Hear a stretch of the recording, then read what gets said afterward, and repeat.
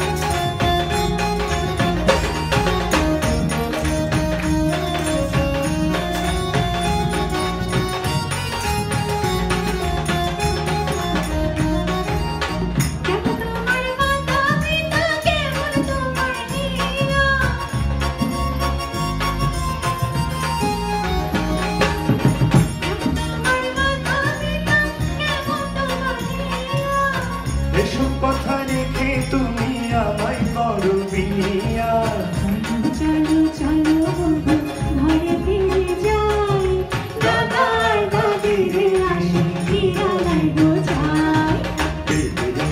জোৎস্না আমায় কথা দিয়েছি, আসি আসি বলি জোৎস্না পাখি দিয়েছি।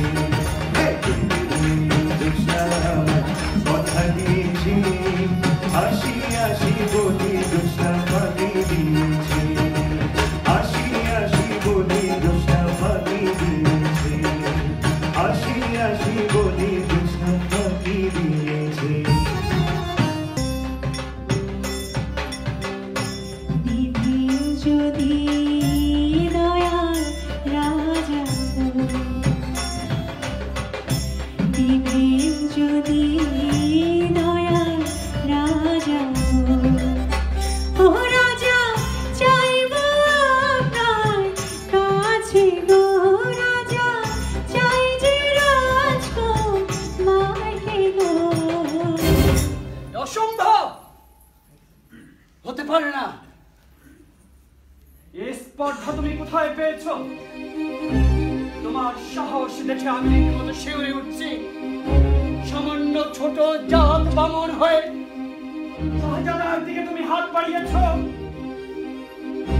এই রাজ সিংহাসনের কোন অংশ চাও আমাকে বলো, আমি সহাস্যে তোমাকে লিখে দিতে পারি। কত স্বর্ণ মুদ্রা চাও বলো, আমি রাজ ভান্ডার এখনই উন্মুক্ত করে দিতে পারি। তুমি কি বুঝতে পারছো তোমার কোথায় হাত বাড়িয়েছ? আমার এসব কিছুই চাই না জাহাপনা, তবে আপনি আপনার অঙ্গীকার ভঙ্গ খামোশ! খামোশ!